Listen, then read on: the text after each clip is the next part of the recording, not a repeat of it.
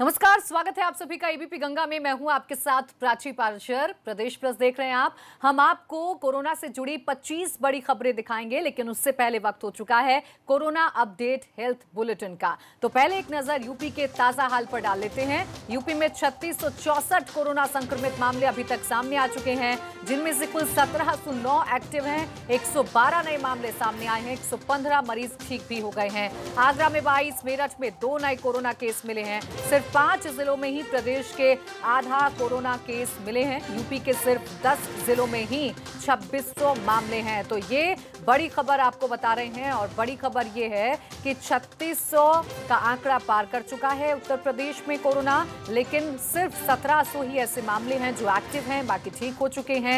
UP के सिर्फ 10 जिलों में ही 2600 मामले सामने आए हैं। आगरा लगातार खतरनाक होता जा रहा है। 22 नए केस आगरा में सामने आए हैं। ये अपने आप में भयावह स्थिति है। लाख कोशिशों के बावजूद भी, तमाम सख्ती के बावजूद भी आगरा में कोरोना का कहर थमने का नाम नहीं ले रहा है और लगातार मामलों में इजाफा हो रहा है। मेरठ में भी 2 कोरोना के केस सामने आए हैं। तो देखिए, आगरा का जिक्र कर रहे थे और आगरा से ही बड़ी खबर मिल रही है कोरोना पर। सेंट्रल जेल में 10 कैदी कोरोना संक्रमित पाए गए हैं। कोरोना से पहले एक कैदी की मौत भी हो चुकी है। 100 से ज्यादा कैदियों का अब टेस्ट होगा। जेल में ही क्वारंटीन किए जाएंगे ये कैदी। तो बड़ी खबर आपको बता दें, जेल तक भी कोरोना का कहर पहुंच चुका है। सेंट्रल जेल की अगर हम बात कर लें तो यहां पर 10 कैदी सामने आ चुके हैं कोरोना संक्रमित। कोरोना से पहले एक कैदी की मौत भी हो चुकी है। अब 100 से ज्यादा कैदियों का सैंपल जो है वो लिया गया है, उनका टेस्ट जो है वो करवाया जाएगा। जेल में ही सभी को क्वारंटीन किया जाएगा। नितिन उपाध्याय हमारे संवाददाता फोन लाइन पर जुड़ गए हैं। नितिन, इतनी कोशिशों के बावजूद भी कोरोना लगातार आगरा को डरा रहा है। जेल में भी इसका आतंक बदस्तूर जारी है। देखिए, बिल्कुल जेल की सलाखों के पीछे कोरोना पहुंच गया है और ऐसे में 10 नए कैदी कोरोना पॉजिटिव पाए गए हैं। पिछले दिनों एक कोरोना संक्रमित कैदी की मौत हुई थी। उसके बाद 24 कैदियों का सैंपलिंग कराई गई थी, जिसमें 12 नेगेटिव पाए गए थे, उसके बाद 12 पॉजिटिव पाए गए थे। उसके बाद रीसैंपलिंग कराई गई और उसमें 10 कैदी कोरोना पॉजिटिव पाए गए हैं और एक कैदी जो वीरेंद्र कुमार, उसकी मौत भी हो चुकी है। तो ऐसे में आप समझ सकते हैं कि आगरा जेल में हड़कंप की स्थिति है और संपर्क में आने वाले 100 से ज्यादा कैदी और कर्मचारियों की अब सैंपलिंग कराई जा रही है। जेल प्रशासन में अलर्टनेस बढ़ा दी गई है। साथ ही संदिग्ध जितने भी मरीज हैं, जो कैदी हैं, उनको क्वारंटीन किया जा रहा है। शुक्रिया आपका नितिन, तमाम जानकारी के लिए। तो देखिए, जो संदिग्ध कैदी हैं उनको क्वारंटीन किया जा रहा है, बाकी सबको आइसोलेट कर दिया गया है। लेकिन स्थिति वाकई में बहुत चिंताजनक आगरा में। तो हेल्थ बुलेटिन के बाद अब वक्त है टॉप 25 खबरों का। भारत में कोरोना के मरीजों की संख्या 74,000 के पार। 24 घंटों में कोरोना के 122 लोगों की मौत। अब तक 2415 लोगों ने गंवाई जान। यूपी के 74 जिले कोरोना वायरस की चपेट में। बीते 24 घंटे में कोरोना के 112 नए मामलों की पुष्टि। मरीजों की संख्या पहुंची 3664। उत्तराखंड में बढ़ा कोरोना मरीजों का आंकड़ा। गुड़गांव से हल्द्वानी आई 23 साल की लड़की मिली संक्रमित। राज्य में कुल मरीजों की संख्या पहुंची 69। वित्त मंत्री निर्मला सीतारमण आज आर्थिक पैकेज के ब्लूप्रिंट का करेंगे ऐलान। किन किन क्षेत्रों को कितनी राशि दी जाएगी और इस राशि का इस्तेमाल कैसे किया जाएगा, ये भी बताएंगे। आर्थिक पैकेज पर कांग्रेस में फूट। राजस्थान के सीएम अशोक गहलोत ने आर्थिक पैकेज का किया स्वागत, तो मनीष तिवारी ने बताया सिर्फ हेडलाइन बनाने की कोशिश।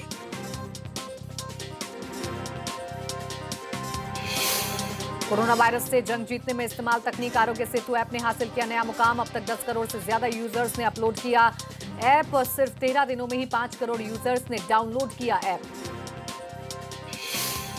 ट्रेन सेवा शुरू होने के दूसरे दिन नई दिल्ली स्टेशन से आज 9 शहरों के लिए रवाना होंगी ट्रेनें।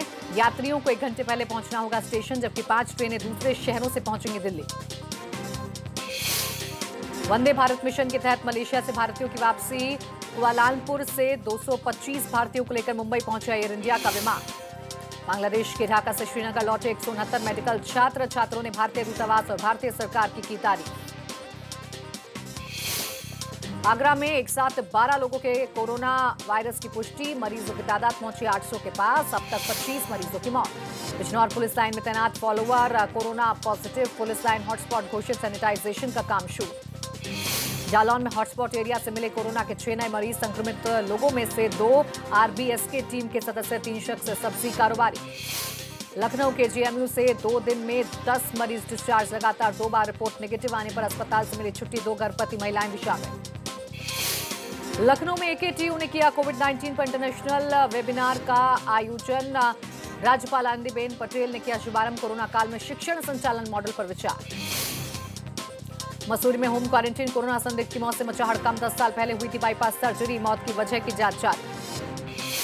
जौनपुर में खराब व्यवस्था के खिलाफ रोडवेज स्टाफ का हंगामा। बेकार खाना, खराब व्यवस्था को लेकर किनारेबाजी।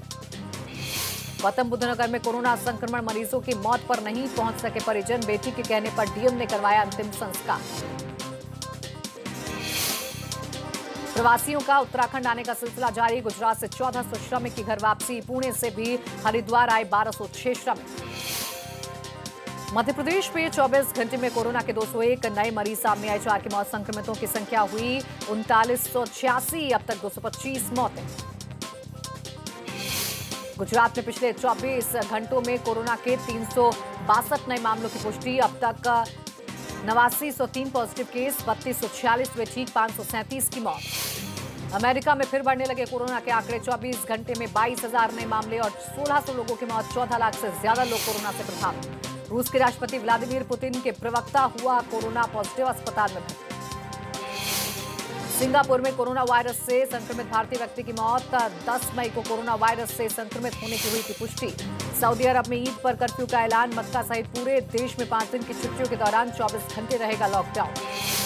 आर्थिक पैकेज के ऐलान के बाद शेयर बाजार में रौनक। सेंसेक्स 1200 अंक ऊपर, निफ्टी 300 अंक चढ़कर 9500 के पार।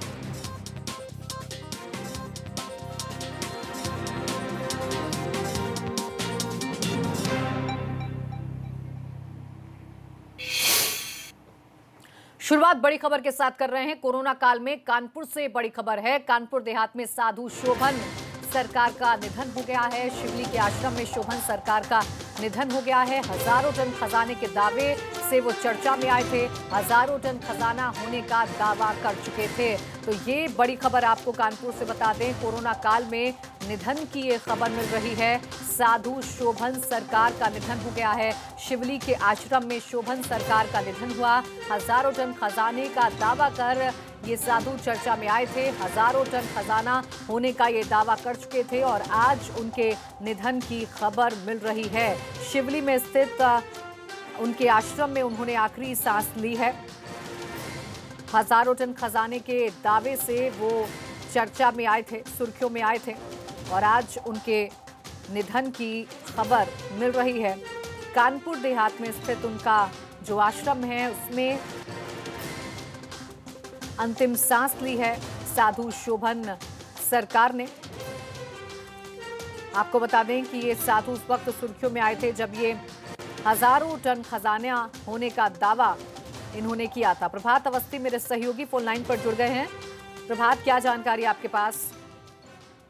जी बिल्कुल, आपको बताना चाहूंगा कि जो स्वामी विवेकानंद जी महाराज हैं, जिनको शोभन सरकार के नाम से जाना जाता था, उनकी आज वो पंचतत्व में विलीन हुए, जिसके बाद जो अंतिम दर्शन के लिए भीड़ है वो उमड़ी है। जो क्योंकि उनके जो हजारों की तादाद में जो भक्त है वो उनका अंतिम दर्शन करना चाहते हैं। तो वहीं अगर शोभन सरकार के बारे में बताया जाए तो ये वही शोभन सरकार है, शोभन के जो जिन्होंने डोलिया खेड़ा में सोना गड़े होने की बात की थी, जिसके बाद वहां पर पुरातत्व विभाग के द्वारा खुदाई की गई थी। और भी कई तरह की जब उत्तर प्रदेश की बात किया तो जगह जगह पर इनके आश्रम बने हुए हैं।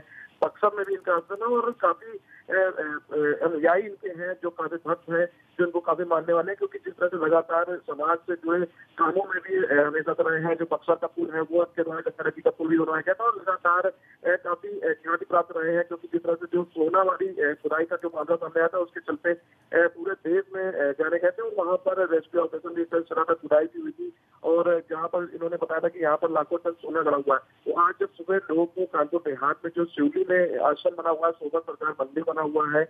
वहाँ पर लोग, आसपास के लोगों को जब जानकारी हुई कि जो महाराज जी हैं उनकी पंचतत्व में विलीन हो गए हैं, उसके बाद जो दर्शन करने के लिए जो भीड़ है वो वहाँ पहुंची है।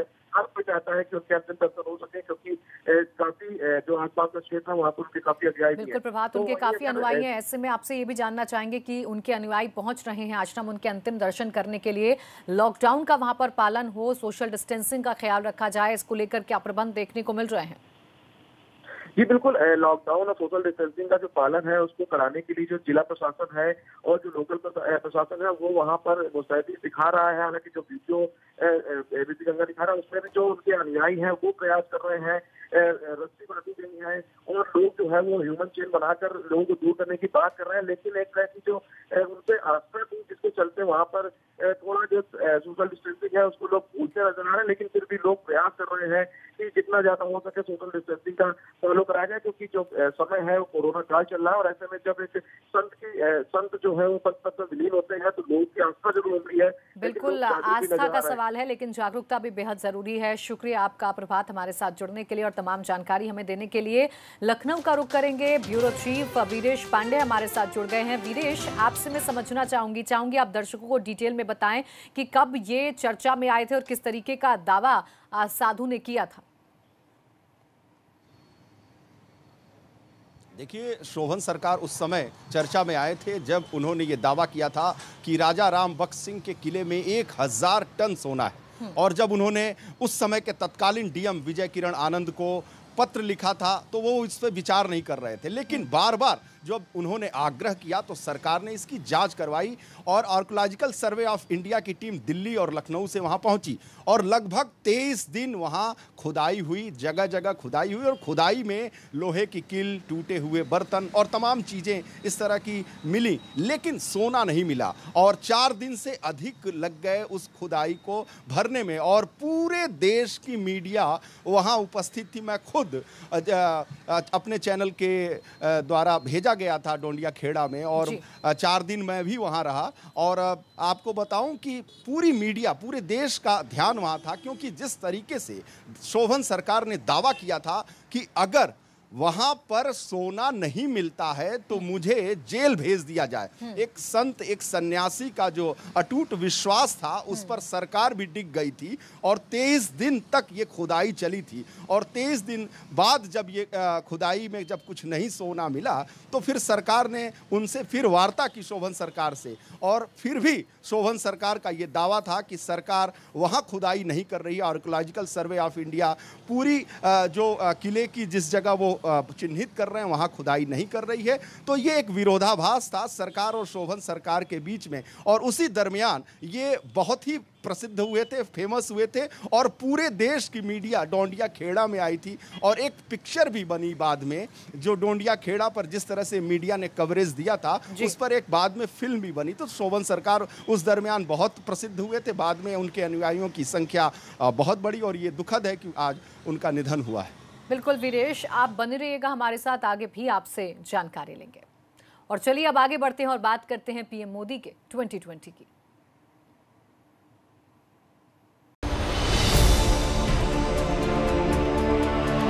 भारत की संस्कृति, भारत के संस्कार उस आत्मनिर्भरता की बात करते हैं जिसकी आत्मा वसुधैव कुटुंबकम है। आज से हर भारतवासी को अपने लोकल के लिए वोकल बनना है।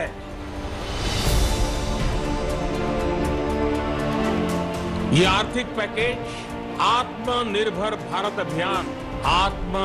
भारत अभियान की अहम कड़ी के तौर पर काम करेगा।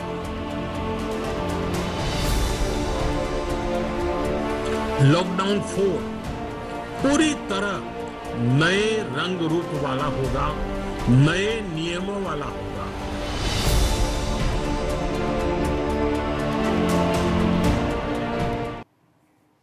तो प्रधानमंत्री नरेंद्र मोदी ने राष्ट्र के नाम अपने संबोधन में लॉकडाउन 4.0 के बढ़ाने का ऐलान कर दिया।